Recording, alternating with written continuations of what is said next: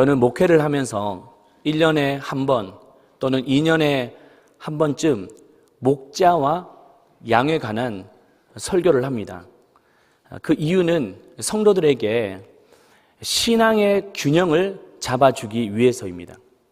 의외로 많은 분들이 신앙의 극단으로 가는 경우가 있습니다. 먼저 모든 것을 하나님과의 관계로만 해석합니다. 결국 신앙은 하나님과 1:1 관계이니 개인의 묵상, 개인의 기도만 전념합니다. 그래서 목자의 지도를 받지 않습니다. 또 다른 하나는 지나치게 사람을 의지하는 태도입니다. 특히 목회자를 너무 의지한 나머지 목회자 때문에 신앙이 성숙하기도 하지만 반대로 목회자 때문에 신앙이 미끄러지기도 합니다. 하지만 신앙은 균형입니다. 하나님과의 관계도 중요하고 그와 함께 목회자의 관계도 중요합니다. 또 목회자의 관계가 잘 세워져 있으면 하나님과의 관계도 견고히 세워질 수 있습니다. 성경은 하나님과의 백성과의 관계를 여러 가지로 표현했습니다. 하나님은 아버지 되시고 우리는 그의 자녀. 하나님은 주인 되시고 우리는 그의 종. 또 성경을 보면 하나님과 우리의 관계를 친구라고 표현하기도 했습니다. 하지만 오늘 우리가 다룰 내용은 하나님은 우리의 목자가 되시고 우리는 그의 기르는 양이로다. 이 내용을 소개하고자 합니다. 이러한 관계를 이해하려면 먼저 팔레스타인의 유목 문화를 이해하셔야 됩니다. 팔레스타인에는 목자가 양을 치는 그런 장면이 흔하게 볼 수 있습니다.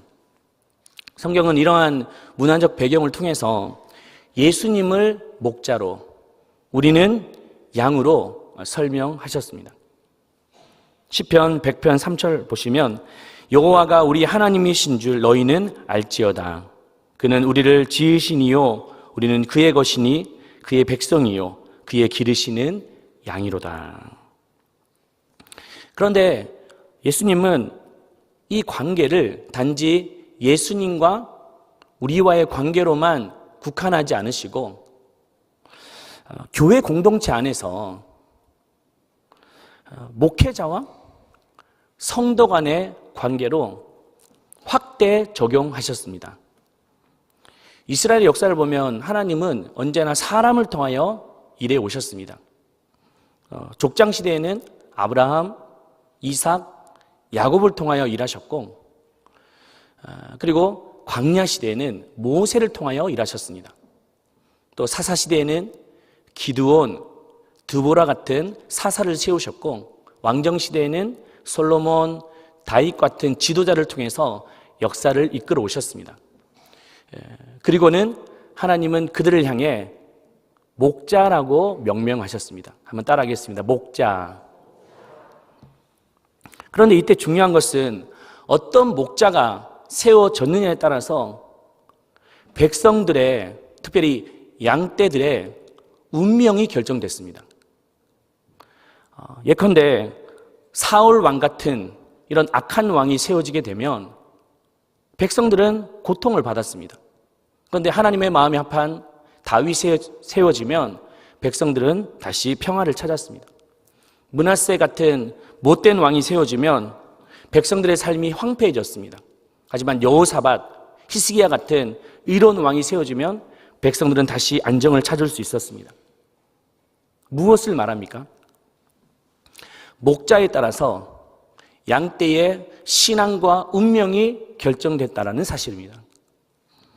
그렇다면 목자를 잘 만나야 되는데 우리에게 무엇이 필요할까요?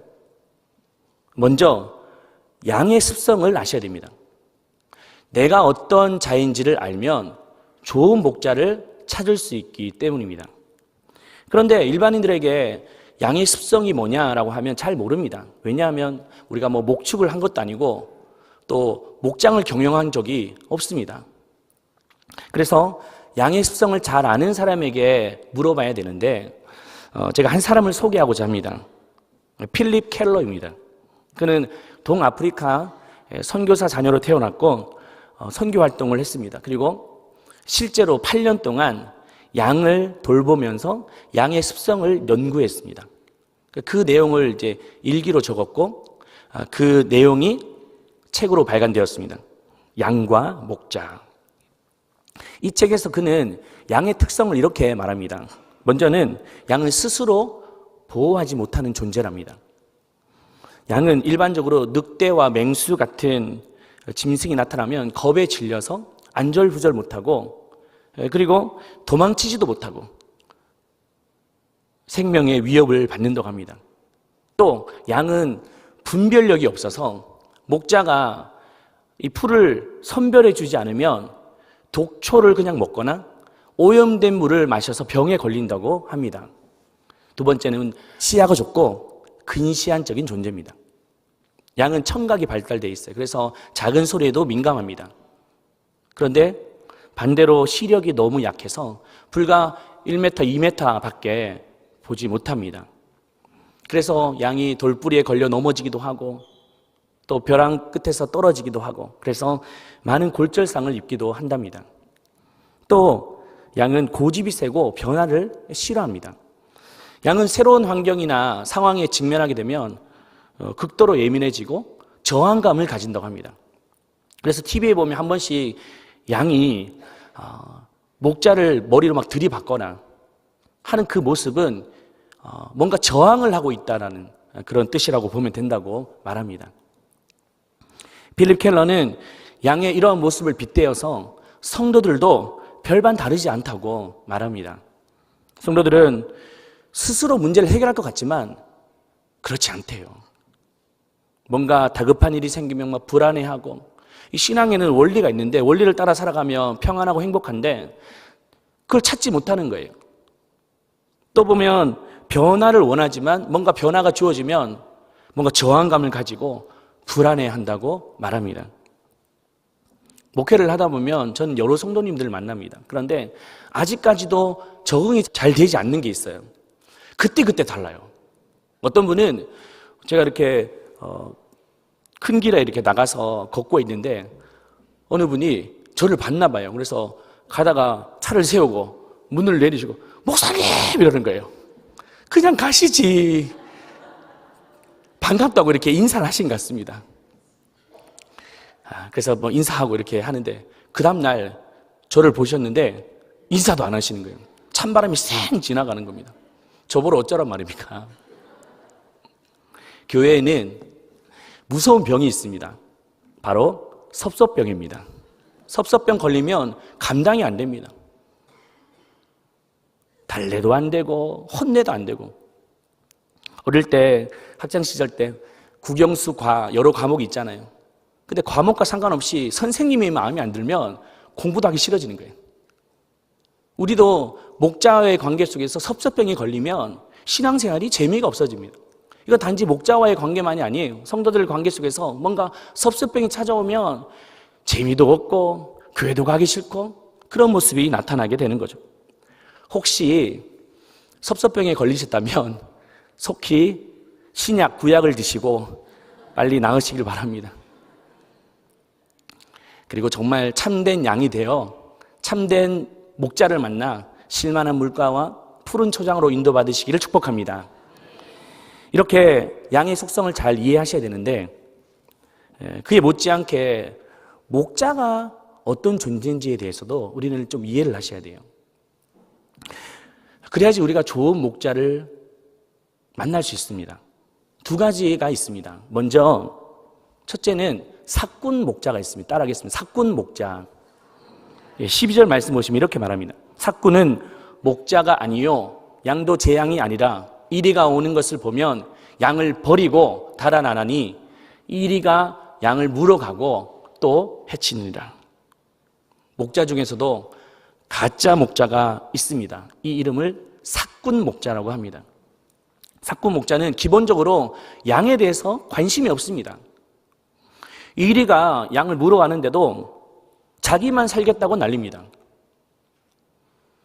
양에 대해서 책임을 지지도 않고 문제가 생기면 오히려 그 책임을 양에게 전가시킵니다.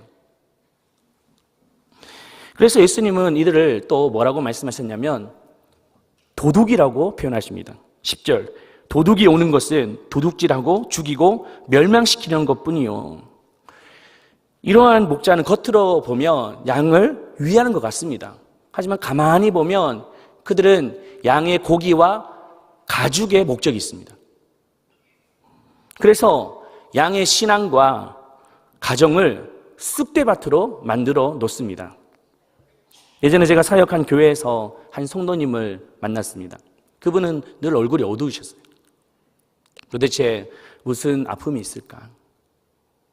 한 번은 제가 수요예배 때 설교를 하고 이제 그 설교 내용 중에 이런 간증이 있었습니다. 제가 겉으로 보면 아무런 문제가 없고 아픔이 없는 처럼 그렇게 보이지 않습니까? 아닌가요?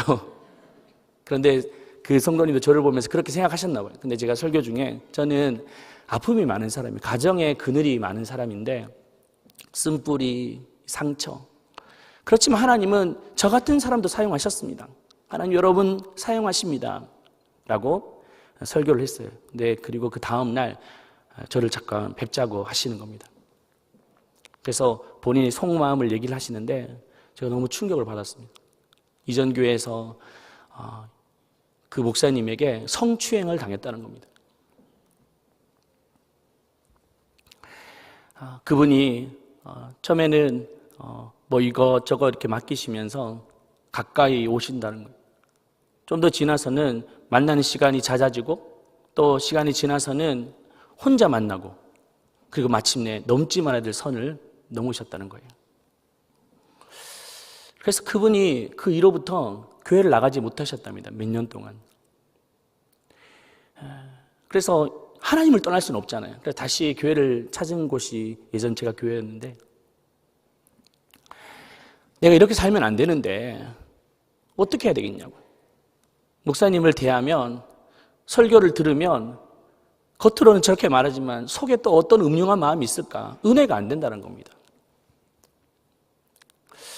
제가 그 얘기를 듣는데 너무 속상하고 또 화까지 났습니다. 여러분, 십자가가 있다고 해서 다 교회가 아닙니다. 목사 가운을 입었다고 해서 다 목사가 아닙니다. 이것은 제가 하는 말이 아니라 예수님께서 친히 말씀하신 말씀입니다. 거짓 목자가 있다. 사꾼 목자가 있다. 주의해라. 경계해라. 라고 말하고 있습니다.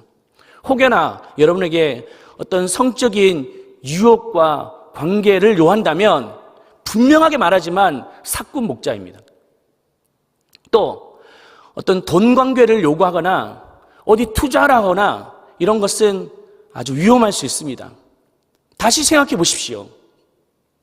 또 성도들을 한 영혼 한 영혼으로 대하지 않고 돈으로 생각한다면 그 또한 거짓 목자입니다. 여러분 경계하시길 바랍니다. 두 번째는 선한 목자입니다. 따라하겠습니다. 선한 목자. 11절, 나는 선한 목자라. 선한 목자는 양들을 위하여 목숨을 버리거니와. 예수님은 사꾼 목자에 대해서 말씀하셨지만 반대로 선한 목자에 대해서도 말씀하셨습니다. 선한 목자는 양떼들을 최우선의 과제로 삼습니다. 그래서 자신을 희생해서라도 양을 지킵니다. 양이 이리의 공격을 받으면 싸우기도 하고 양이 우리 밖에 나가 있으면 우리 안에 들어오기 하기도 하고 수렁에 빠져 있으면 건져내기도 하고 끝까지 찾아가서 그 양을 살려냅니다. 또 양에게 좋은 꼴을 먹이기 위해서 이리저리 찾아다니면서 가장 좋은 풀을 제공해 줍니다. 제가 존경하는 한 목사님이 계십니다. 제가 대구의 출신인데 그 서문교회라고 있습니다. 역사가 한 130년 된 전통이 길고 깊은 교회입니다. 그 교회의 원로 목사님 되십니다. 이 교회에서 50년 동안 목회를 하셨어요. 그런데 이분은 우리 교단의 총회장까지 역임하셨고 또 한강 이남의 개혁주의 신앙의 표상이라고 할 만큼 존경받는 분이십니다. 그런데 단지 대외적으로 존경받는 것이 아니라 그분의 그 삶을 통해서 온 성도들의 존경을 받으셨습니다. 이유는 다 있었습니다. 이분이 원래 이북 출신이신데 6.25 동란이 터지고 밀려 내려왔습니다. 대구까지 내려오신 거예요.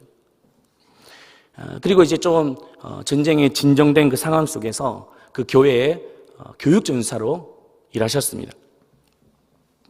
그러다가 유엔군이 참전하게 되면서 다시 전세가 역전되어지고 대한민국 영토를 이렇게 수복해 나가고 있었습니다.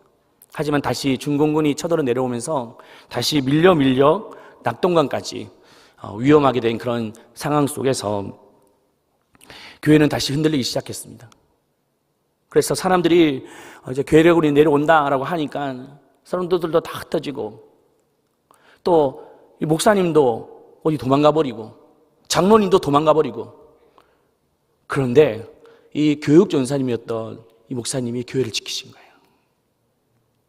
새벽에 나와서 기도하고 성도들을 끌어안고 기도하고 때로는 굶주리고 또 칼의 위협, 총의 위협을 받기도 하고 그렇지만 끝까지 그 교회를 지키셨습니다.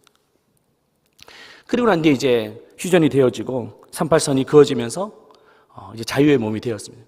도망가셨던 많은 지도자들이 막 돌아오는데 성도들이 우리는 당신을 원하지 않습니다. 우리의 목자는 그 교육전사님이십니다.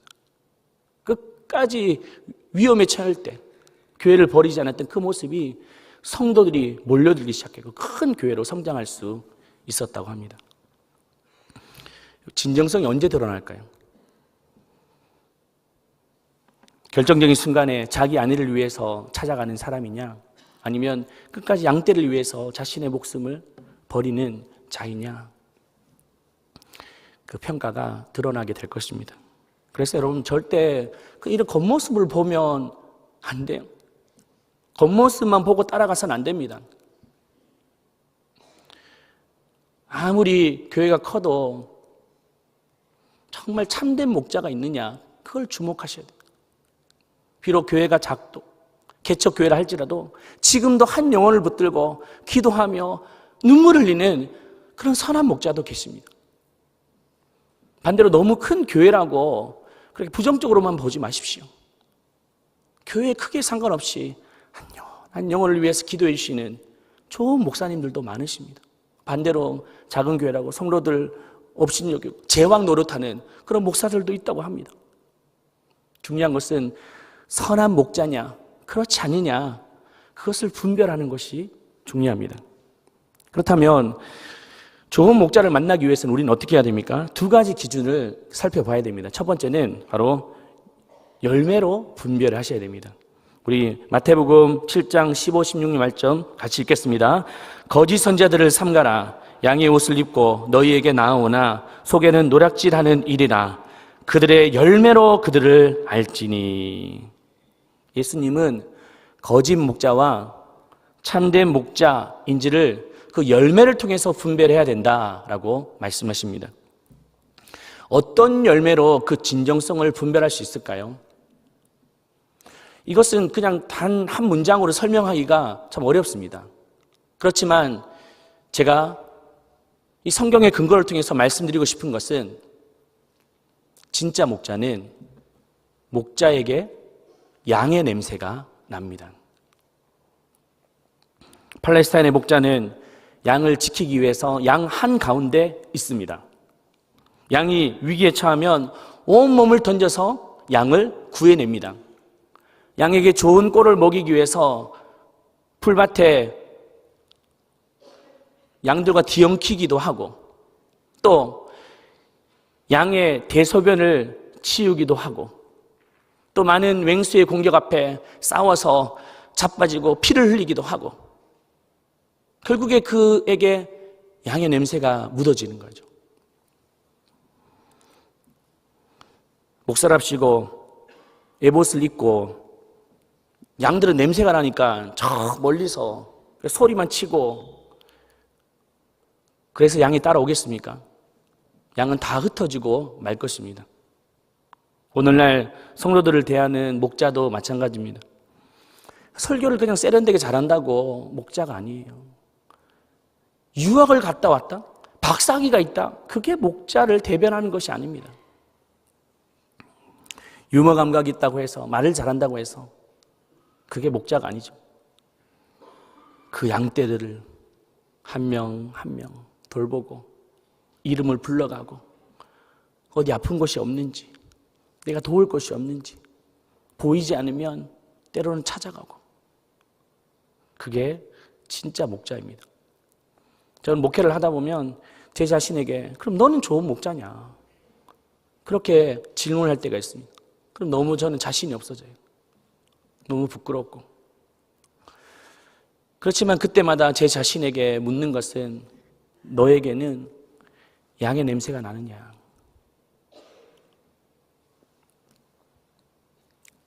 잃어버린 영혼을 보면 애타는 마음이 있는가? 성도들이 찾아와서 기도 요청을 하면 기꺼이 간절히 기도해주고 있는가? 또 환난당하고 궁핍하고 어려움에 처한 자들을 보면서 긍휼의 마음으로 그들을 다가가고 있는가? 제 자신에게 날마다 질문합니다.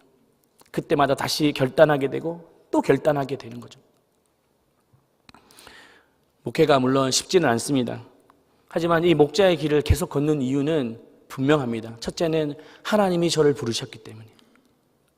두 번째는 그 부르심과 함께 또 중요한 것이 있는데요. 바로 보람입니다. 때로는 지치고 힘들 때마다 이 목사는 보람으로 이 사명을 감당하는 거예요. 전혀 변하지 않을 것 같은 사람이 변하는 거예요. 예수를 믿지 않을 것 같은 사람이 예수를 믿고 행복해하는 겁니다. 길을 찾지 못하는 자들이 길을 찾고 하나님의 은혜를 경험하여서 서로 용서하고 사랑하고 회복되는 그런 모습을 보면 목사는 그걸로 단 거예요. 그 어떤 기쁨보다 비교할 수 없습니다. 재작년에 한 성도님이 한 1년 6개월 전쯤입니다. 등록을 하셨는데요. 근데 신방을 갔습니다. 그런데 그분이 보면 뭔가 못마땅한 게 많으신 것 같아요. 저를 보면서 뭔가 질문을 많이 하십니다. 목사님, 이럴 때는 목회를 어떻게 하시겠냐고. 저럴 때는 목회를 어떻게 하시겠냐고. 저분도 뭔가 아픔이 있겠구나 싶어서 혹시 무슨 일이지? 때로는 불쾌하고 불편하지만 이럴 때는 목회를 이렇게 하려고 합니다. 저럴 때 이렇게 목회를 하려고 합니다. 그래도 얼굴은 뭔가 못마땅해 하시는 것 같은 거예요. 그리고 저는 이제 나와서 정말 간절히 기도해주고 신방을 마쳤죠. 그런데 한 1년쯤 지났을 때 그분이 제게 좀 찾아오셔서 목사님을 좀 만나고 싶다는 겁니다. 저는 무서웠습니다. 도대체 또 뭐라고 말씀하실까? 그렇지만 만났는데 그분이 하시는 말씀이 내가 너무 지금 힘든 시간을 겪고 있는데 어제 새벽 4시까지 잠을 못 잤는데 이 어려움의 문제를 좀 상담받고 싶다고 찾아오신 겁니다. 들어보니 너무 힘든 거예요. 그래서 간절히 기도해드리고 또 이런 솔루션도 좀 드리면서 제가 그분을 위해서 신방을 해드렸습니다. 그리고 이제 가려고 하시는데 제가 한편으로는 또 반갑기도 하고 고맙기도 한 거예요. 그래서 가실 때 제가 손목을 딱 잡고 1년 전에 저를 보면서 왜 저를 그렇게 불편해 하시고 힘들게 하셨냐고 이렇게 물어봤습니다. 그러니 어렵게 본인도 신앙생활 열심히 하고 싶은데 때로는 교회의 상처를 받고 목회자에 대한 아픔 경험 때문에 나도 모르게 그렇게 했다고 죄송하다고 얘기를 해서 그러셨냐고 괜찮다고 신앙생활 잘 하시면 된다고 그렇게 말씀해 드렸습니다. 여러분, 우리 교회가 아니더라도 정말 좋은 목자를 만나시길 바랍니다. 지금도 좋은 목자들이 많습니다. 한 영혼을 위해서 생명 걸고 헌신하며 그들을 위해서 말씀을 먹이고 기도해주는 좋은 목자가 있어요. 저는 바라기는 이곳에서 좋은 목자를 만나시고 좋은 양이 되시기를 축복합니다. 그렇지만 또 보면 우리 자녀들도 어디 나중에 시집을 보내야 되고 장가를 보내야 되잖아요. 또 여기 계시면 좋겠지만 또 이사를 먼 곳에 갈 수가 있잖아요. 그때 좋은 목자를 만나길 바랍니다. 그것을 위해서 자녀들을 위해서 기도하시길 바랍니다. 그것만이 그들의 신앙과 인생이 지켜줄 수 있습니다. 두 번째는 목자의 음성을 들어야 됩니다. 우리 3절 말씀 같이 읽어보겠습니다. 문지기는 그를 위하여 문을 열고 양은 그의 음성을 듣나니 그가 자기 양의 이름을 각각 불러 인도하여 내느니라. 참된 목자의 시작점은 음성을 전하고 참된 양의 시작은 그 음성을 듣는 겁니다. 여러분, 좋은 목자와 양의 관계는 언제 세워질까요? 목자와 양이 막 밥을 자주 먹으면 세워질까요? 막 등산을 가고 막 같이 운동을 하면 좋은 목자와 양의 관계가 세워질까요? 천만의 말씀입니다. 진정한 목자와 양의 관계는 목자는 하나님의 음성을 전하고 또 양은 그 음성을 듣고 또 양은 그것을 순종하고 또 그걸 통해서 목자는 또 하나님의 말씀을 전하고 또 그것을 가지고 말씀을 듣고 살아가는 그 모습이 참된 목자와 양의 관계인 줄로 믿습니다. 여러분, 진정한 신앙생활이 무엇일까요? 목자의 음성을 듣고 살아가는 것 아닙니까? 그런데 많은 분들이 불행한 신앙생활을 하는 거예요. 목자의 음성이 들리지가 않습니다. 10년, 20년, 30년 신앙생활해도 무슨 말인지 모르겠는 거예요. 또 목자의 음성이 듣고 싶지도 않습니다.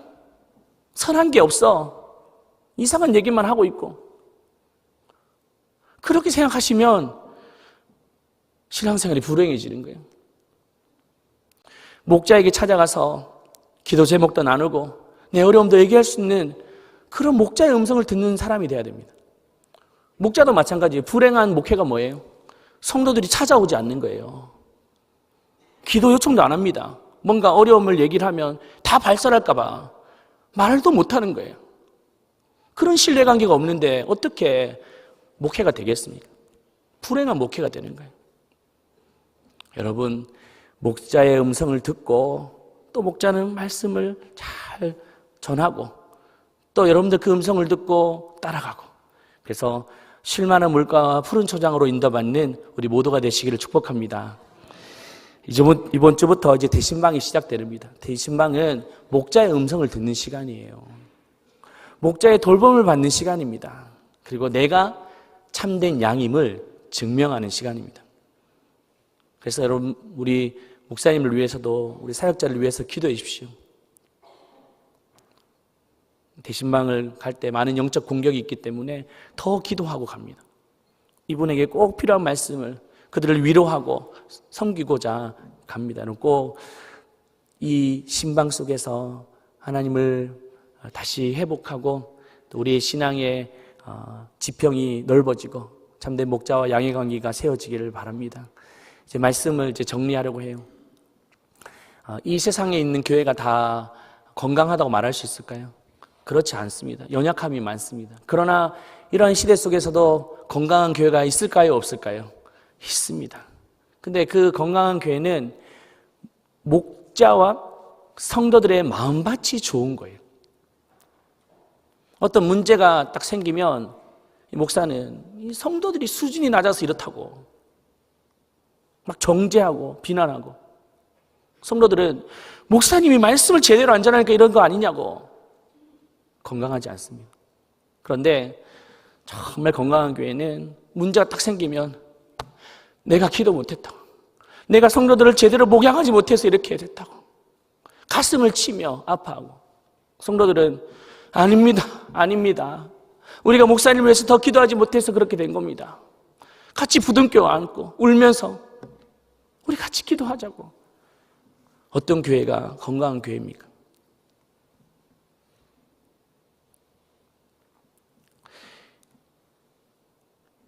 이 두 번째 교회가 되면 다 해결되는 거예요. 안 되는 게 없습니다.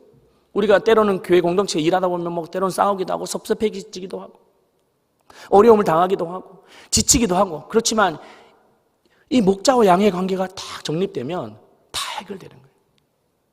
아무리 시설이 좋고 화려한 환경 속에서 예배한다 할지라도 첫 번째라면 다 안 되는 거예요. 우리 교회가 정말 참된 목자와 참된 양이 있는 그런 축복의 교회가 되기를 주님의 이름으로 축원합니다. 서로 격려해주고 기도해주고 함께 울어주며 하나님이 원하시는 그 교회를 세워가기를 주님의 이름으로 축원합니다.